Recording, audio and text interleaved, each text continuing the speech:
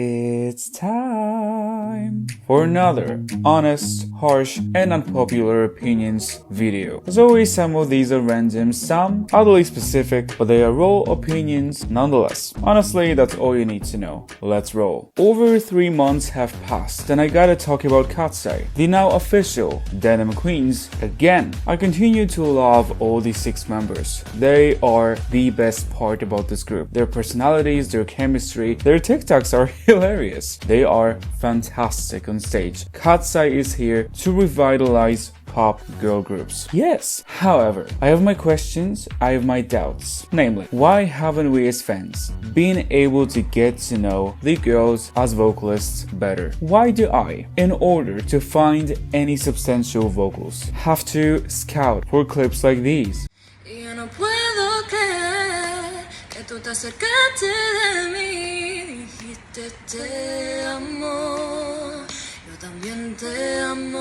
Now I'm dreaming with you tonight till tomorrow, and for all of my life. And there's nowhere in the world I'd rather be.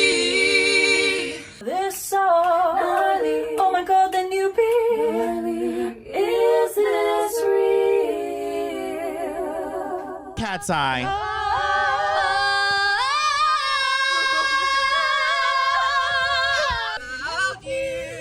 Thinking about you, loving you's a game boy, trying to play boy, dangerously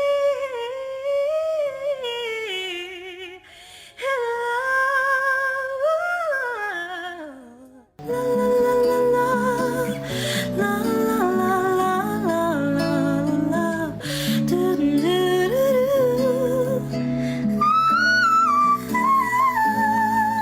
They sound lovely, but where am I going with this? My point is that if you're interested in what these talented young ladies are capable of vocally, then Katseye's music is not where you should go and look. And I, as you expect, am not a fan of that. The members don't of course have to now sing Lady Marmalade out of a sudden to show out their voices. But let me ask you this, is Lara given enough to work with vocally speaking?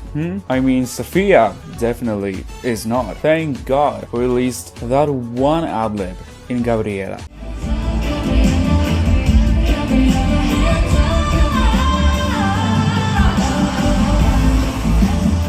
Lara and Sophia are two strongest vocalists in the group, so this issue naturally becomes more evident with them. But this applies to the rest of the group as well, especially Daniela and Megan, who I believe could definitely shine more in this regard. I can't help but not trust Hybe to utilize those skills properly. Another bone I have to pick with Hybe is that producers do not encourage the members' originality and individuality. Listening to Katseye's music for the most part is like listening to a one singular voice. The parts that the members share are often identical. Their tones sound so similar. There is just a lack of variety on songs like Gabriela, Game Boy, MIA, Mean Girls, and more. I have an actual problem differentiating who's singing when and what. The voices of Lara and Sophia tend to sound more distinctive, more recognizable, but sometimes I genuinely catch myself being like, was that Daniela or Manon? I guess Megan, maybe. Oh no.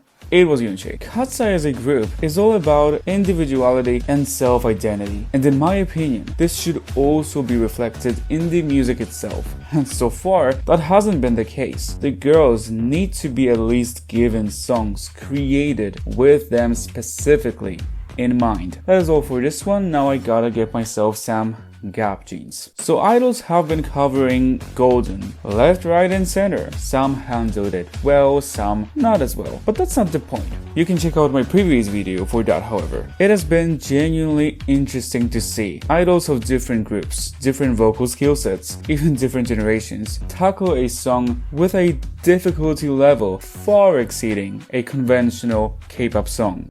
To believe I was a queen that I'm meant to be with. Let's turn up back. I'm done hiding now. I'm shining like I'm born to be.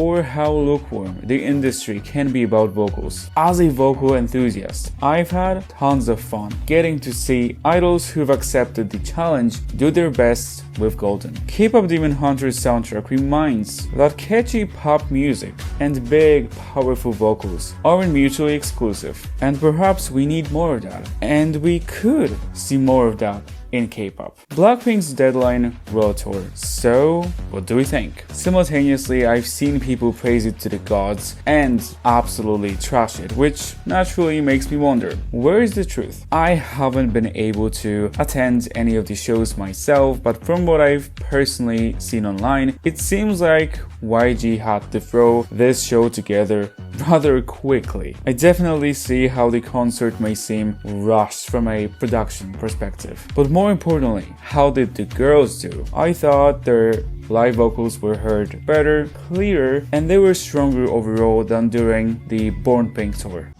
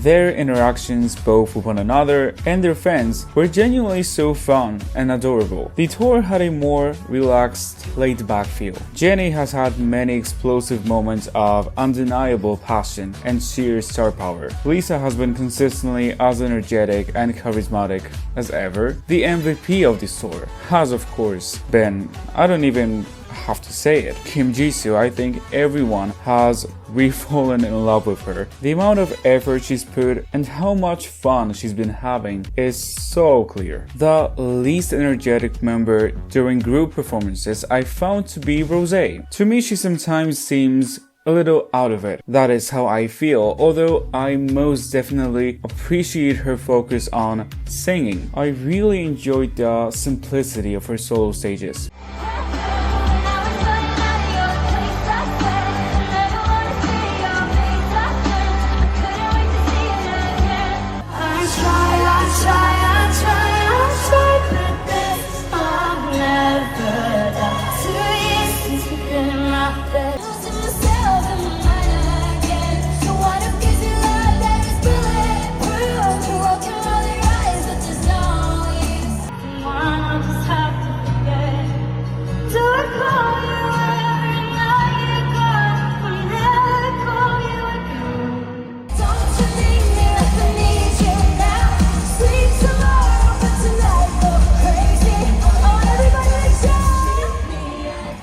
Jump, the solo stages, and the encore stages have definitely been a highlight of this tour. I don't know if you agree. So, how about, the consistency? Well, to be fair, there have been comments about the alleged laziness and lack of professionalism. I actually twice have faced a similar criticism not so long ago. So I feel the need to say a few things about touring and consistency. Of course, performing live, that is their job. But as you know, these concerts, they're usually at least 1.5 hours long or 2 hours long. These idols are singing and dancing, having a full-on workout on stage, sweating each show, all while moving between cities, countries, and even continents. The touring experience cannot be compared to a music show performance, for example. I personally don't hold performances on tours to the same standard as I would music show performances or award show performances. So when I see a clip of an idol doing less than it might seem desirable on tour, I try to see the bigger picture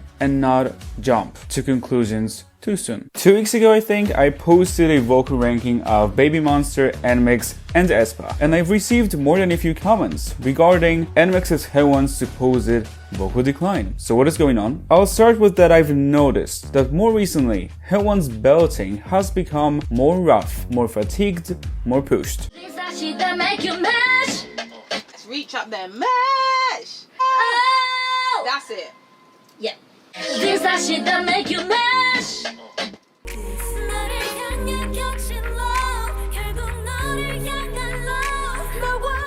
It is safe to say that Haewon's belts have become more inconsistent. However, personally, I define a decline as an overall regression of technique demonstrated by a given vocalist. So when it comes to Haewon specifically, I'd say she's mostly using her voice in the same way she's used to, but the voice itself seems to be in a weaker condition. It's like it doesn't respond to her in the same way. 이제는 I really know how to play. Slingshot.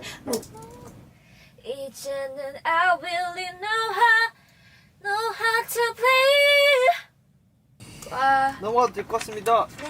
In a discussion like this, I feel we should consider other factors. It is important to note that Haewon is most likely an overworked idol. Hear me out. On top of all nmixx's schedules and activities, she routinely appears in a plethora of Korean variety shows. She does commercials. She appears in different campaigns. I'd assume that her schedule is pretty packed. I mean, she drinks copious amounts of coffee every day. I would assume that this kind of schedule might take a toll on her physical well-being. And singing, especially belting that requires power, is most definitely a physical activity.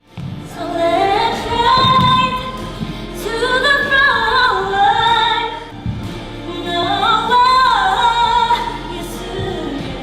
I'm not saying that I am 100% correct on this, but personally, I wouldn't be surprised if her belts started sounding healthier after some quality rest. SM is dropping the ball on the vocal skills of their idols. Yes, and they have been doing so for a while now. The gradual yet steady decline is noteworthy. The company that has recruited, trained, and debuted some of the most refined vocalists of the K-pop industry, for the most part, cannot keep up with their own once high standard anymore. The more collective vocal standard of their fifth-gen groups leaves more than a little to be desired. But in my opinion, the decline of SM standard can be best observed through the main vocalists of this new generation. She's so pretty, you two look so great. Time for me to move on now. It was probably just a silly cruise anyway, but I just can't help but think that we could have had something. Have I really been blind to reality? You got me, oh. You got me, oh. You got me, oh. 지는 순간 feel the vibe 맘이 가는 대로 play it got a guitar. 멋지는 순간 feel the vibe 맘이 가는 대로 play you feel it. One of these days I know gotta get this shit. Yes, the talent is definitely there, but the sheer skill, the technical polish, the precision, the depth and fullness, there is no denying that the new generation cannot compete with their predecessors in that regard. Oh, don't believe me? Okay, let me remind you.